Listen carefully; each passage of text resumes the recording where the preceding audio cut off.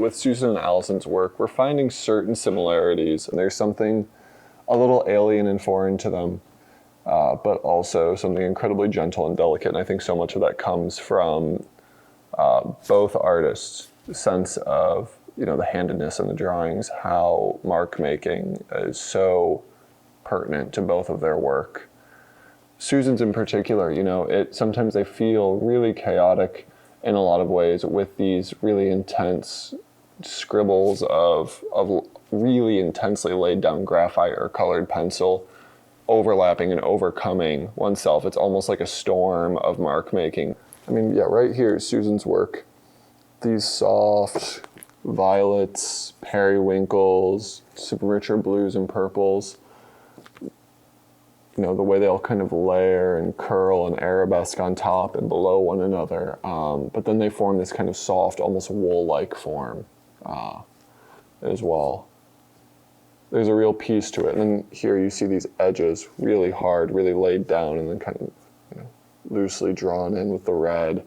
They become containers, but they're not weighed down. Even though the edges are really heavy, they feel like they have a lightness. They feel like they have a movement. There's kind of this overwhelming spatial logic when they work together as well. Susan's work on its own is very much engaged in a kind of groundlessness frequently. And I think that groundlessness is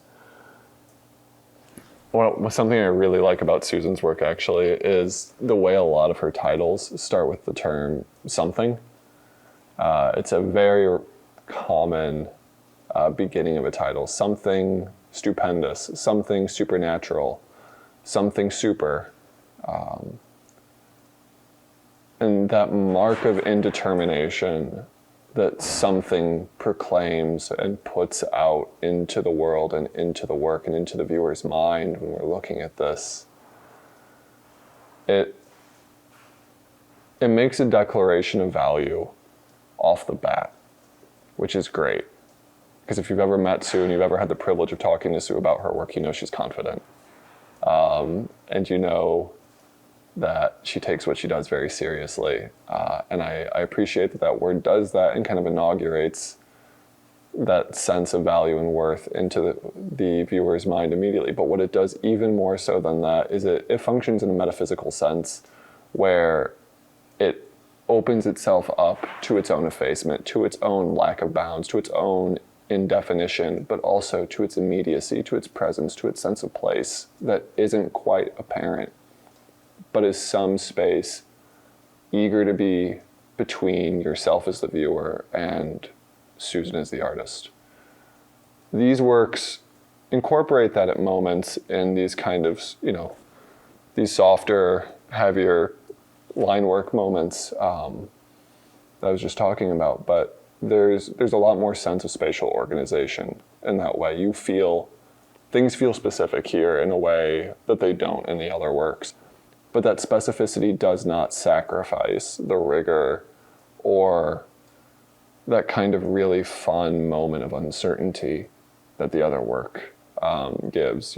I feel like the collaboration in any sense, and that's the through line with David and Ben, with Francis and Allison, with, Dave and Jean as well. Nobody's necessarily sacrificing anything.